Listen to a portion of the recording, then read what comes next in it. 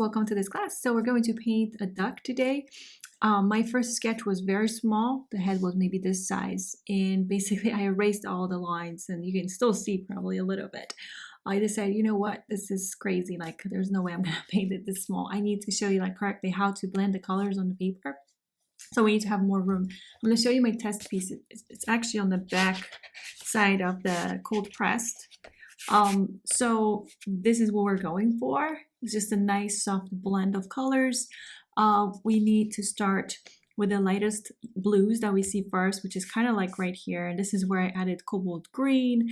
Then I went for cobalt turquoise. Nope, that was marine blue, phthalo blue, viridian hue for the green. And then when I was going to make all this darker, I started first with quinacridone red, and after that I added indigo, maybe a little bit of Van Dyke brown as well. As you see, I stayed away from the eye. I did it on purpose because we have a white lid, or it's highlighted, not white lid. The lid, the inside of the eye, is actually highlighted. That's why. We can either use masking fluid for watercolors or just stay away entirely from the eye, and then the beak too. We have a very nice highlight over the beak. This part, all these feathers, I painted very quickly. I really like the look of it. Just keep it simple, very quickly. Add the colors. Now, this is important here to stay away from this part because this is supposed to be lighter. So we've all seen a duck, I'm sure, in our lives, and we know that they have this nice white, kind of like a necklace, not necklace. This is like a line around the neck, and it's white, and we need to make sure this stays white. That's why I was thinking, like, you know what, this is too small. The first sketch was too small, and it's just too complicated. So I just resketched it, and basically it's the same size as this one. Maybe this one's still a little bigger. I made a list of the colors I was using for the test piece, and I really like the combination here. All right, my friends. So now we're going to paint the duck. So what we're going to do is wet everything except for the eye and for the beak. Now, if you have wax stick, we're not painting the beak yet, but if you want to, you can place a little bit of that wax stick, like whenever we see the highlights. I see like strong highlights here. This is just wax stick. If you've never used wax stick before, it's permanent. It does not come off the paper. So you leave it once you rub it in there. It's permanent. You can also use masking fluid for watercolors. If you do, you can maybe add some masking over these feathers here. The highlights, just the highlights. So what we're gonna do is dilute colors with water. So you wanna have your colors ready to go. I didn't dilute them yet. This is Van Dyke brown, burnt sienna, quin red, yellow ochre, cobalt blue, cobalt green, phthalo blue red shade, marine blue, viridian hue, indigo. So those are the colors. So what you can do, and I normally do, is I grab a brush. This is my flat 24. I wet the bird for a couple of minutes, and then I dilute my colors with water, and then I come back to wetting the bird again, or something else, whatever I'm painting. So a lot of time I do that. If you leave the paper wet for a long time, like, so what I'm saying is, like, you wet it for 5 minutes, then you walk away for like 10 minutes, and then you come back and wet it again, you will find the paper to be really buckled. That happens a lot. That's why I don't really walk away from it once I wet the paper. I wait, or I wet it for like 2, 3, 4, 5 minutes, depending on how big the object is. And then I just jump into painting it right away. But I noticed it happens with a lot of the papers. If for some reason I couldn't start painting, I wetted the paper for like 5 minutes, and I was excited to start painting it, but then I had to walk away, and I got busy with my daughter or something like that. And then I come back after like 10, 15 minutes. The paper is still like feels damp, but it's all buckled. I'm actually going to switch to a different brush. Then I grab my long quill size 4 Songbird, and let's go for milk-like ratio of this imidazolone yellow. But I literally mean milk. That's why I had to grab some more water. So somewhere here is where we have the greens, I'm just diluting more color with water. That's all I was doing. And then let's see what else. Maybe like somewhere here. I don't need it everywhere. Just wherever I feel like that there's that green popping. Now I'm going to clean my brush again. And this time grab some of this cobalt green, milk-like ratio. Let's feel it out, see how it spreads. So whatever you feel like you see that shade, this is the cobalt green. I want just a little bit to show. So different colors, the shades of that green and blue. And now I'm gonna go for, this is marine blue. And then how about some phthalo blue at the same time? And there's our blue.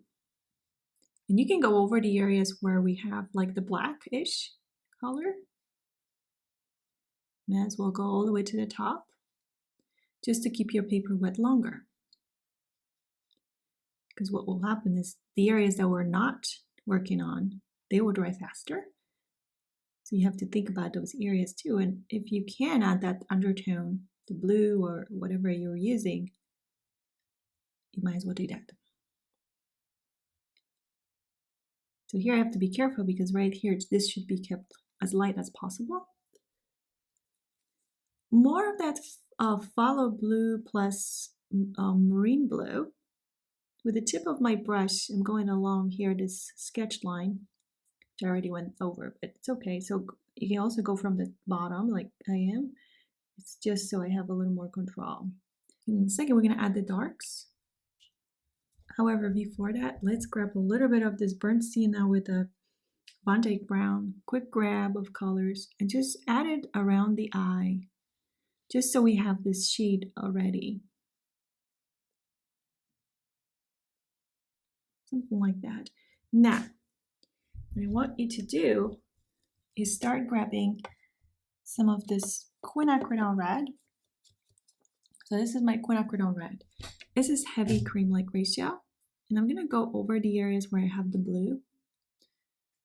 Whatever is the darkest actually part that you see, the darkest feathers, that's where I want you to add that quinacridone red. It should have a little more water. I don't want to dry this out too fast. If I grab like a heavy cream top, this might dry the paper too much. So now what I want you to do is grab this red and then grab some of this indigo, heavy cream-like ratio between water and paint. So this is becoming heavy now. So now we need the darks. So heavy cream. Oops, I went a little too far. These are the darks, the darkest tones now. Wherever you feel like the duck needs to be really dark in colors, that's where you want to add it. And I'm going to wipe the brush, so when I wipe it, it becomes, kind of feels damp. I'm going to do it again, and above that whitish area that I lost, I'm going to create that line with a damp brush. I'm going to come back to it. I'm going to fix it. That's what I'm going to do. I'm going to grab some Van Dyke brown with the indigo, because I do want this area to be a little darker. And that's the thing, definitely don't just use black straight out of a tube. That's like, I think like that's the worst. You always want to create your own shade of black. All right, let's continue working on the bottom. Go toward like basically like whatever we feel like the feathers need to be a little lighter. That's where you want it. And this is the neck area. So what will help is squishing the brush between pieces of a towel, and you go over this part just to stop the paint from flowing. And then this is just a damp brush. I'm gonna clean this brush and go back for my quinacridone red, some cobalt blue, and just add it here. I do want more of that blue than red. I'm going to clean the brush a little bit just to make sure I grab enough of that blue. Just so I have that shade. And then some burnt sienna. Grab some burnt sienna too. And you don't want to cover the entire area. You kind of want to just add it in some of these areas. It's like you're choosing the areas where you want to add it, right? Now, what I want to do is actually clean the brush. And here I can go over with that brush, but what I really need is thicker paint, Van Dyke brown, quinacridone red,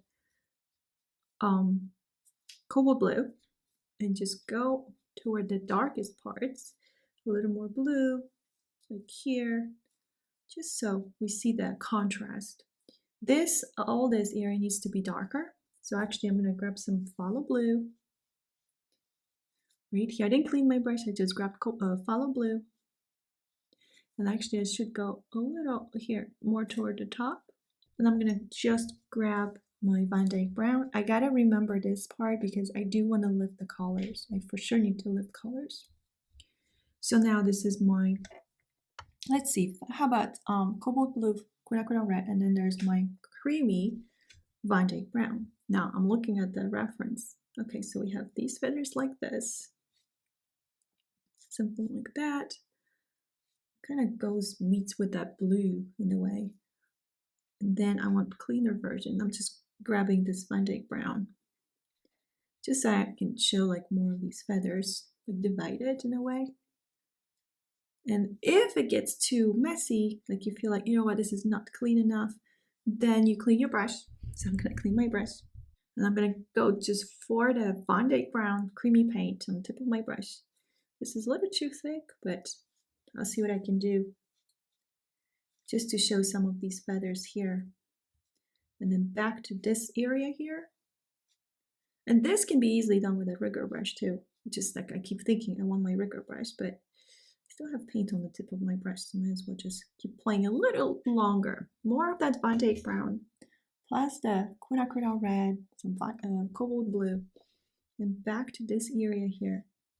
All right, my friends, thank you so much for your time, and please let me know if you have any questions.